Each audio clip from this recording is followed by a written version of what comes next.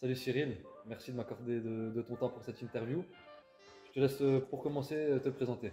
Avec plaisir. Donc moi c'est Cyril Goer, 38 ans, bénévole à la SDG depuis pas mal d'années, entraîneur des U11 et également gardien de l'équipe 1. Alors pour en savoir un petit peu plus sur toi et sur l'homme que tu es, est-ce que tu peux déjà nous dire dans quel domaine tu travailles dans la vie de tous les jours? Alors je suis commercial, je travaille dans une entreprise d'insertion dans les espaces verts pour être précis. Dans les Voilà. espaces verts. Ça change pas trop du terrain Ouais, quoi. c'est ça. On reste dans le domaine. Est-ce que tu peux me dire quelle fonction tu as plus ou moins occupée ici et depuis combien de temps?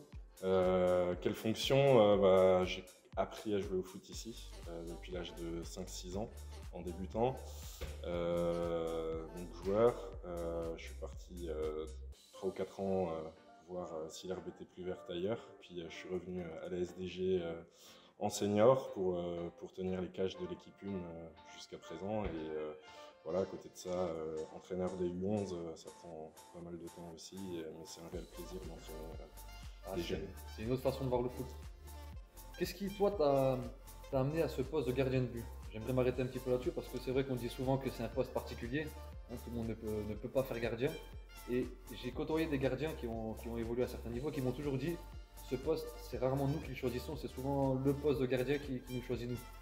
Eh ben, tu fais bien de le dire parce qu'effectivement, en U13, notre gardien habituel est parti, a changé de club et on s'est retrouvé sans gardien. Et on a fait des tests, puis j'ai essayé, puis ça m'a plu, puis j'étais pas trop mauvais, donc voilà, c'est l'histoire du gardien a commencé comme ça. Sur un petit concours de circonstances. On est d'accord, exactement. T'es plus ou moins connu, alors on va pas fanfaronner, mais t'es plus ou moins connu comme le capitaine de l'équipe du club. Est-ce que toi, ça t'a apporté quelque chose de différent? Est-ce que ça t'a permis d'avoir une nouvelle perception des choses ou du foot? Ouais, clairement, jusqu'à ce que j'ai ce brassard, j'étais un peu un feu follet. Voilà, j'étais un gagneur sur le terrain, j'aimais pas perdre, je râlais. J'ai pris quelques cartons pour ça. Le brassard de capitaine, forcément, il donne des responsabilités vis-à-vis des coéquipiers. Donc ouais, c'est un changement. Faut plus faire n'importe quoi sur le terrain, c'est clair. Ça fait gagner en maturité. Ouais, clairement, clairement. Sur le côté un petit peu plus associatif, comment est-ce que toi, tu as vécu sous les différentes casquettes que tu as occupées la période d'arrêt due au Covid? Le Covid, ouais, mal forcément, beaucoup moins de sport, beaucoup moins d'entraînement, la vie du club en elle-même qui est remise en question.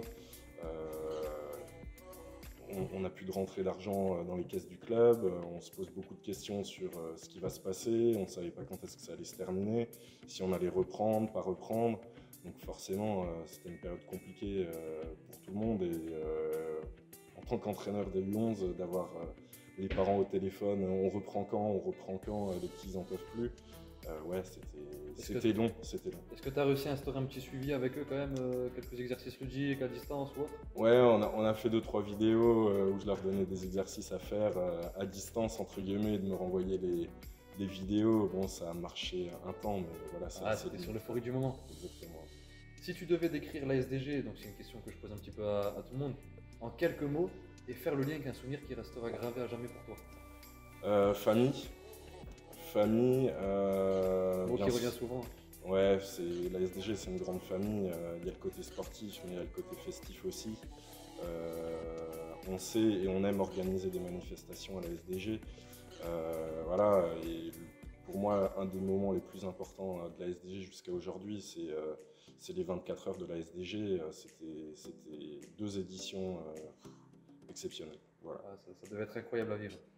Avant qu'on se quitte, la petite question que maintenant j'instaure un petit peu pour les interviews. Est-ce que tu as une personne en tête qui pourrait prendre ta place pour la prochaine interview? Ouais, complètement. Je pense que Philippe Schnell, j'aimerais beaucoup le voir à ma place. Ouais. On verra ça, on essaiera. Merci Cyril de m'avoir accordé de ton temps. J'espère que tu seras le troisième d'une belle et longue série. Merci à toi. Merci.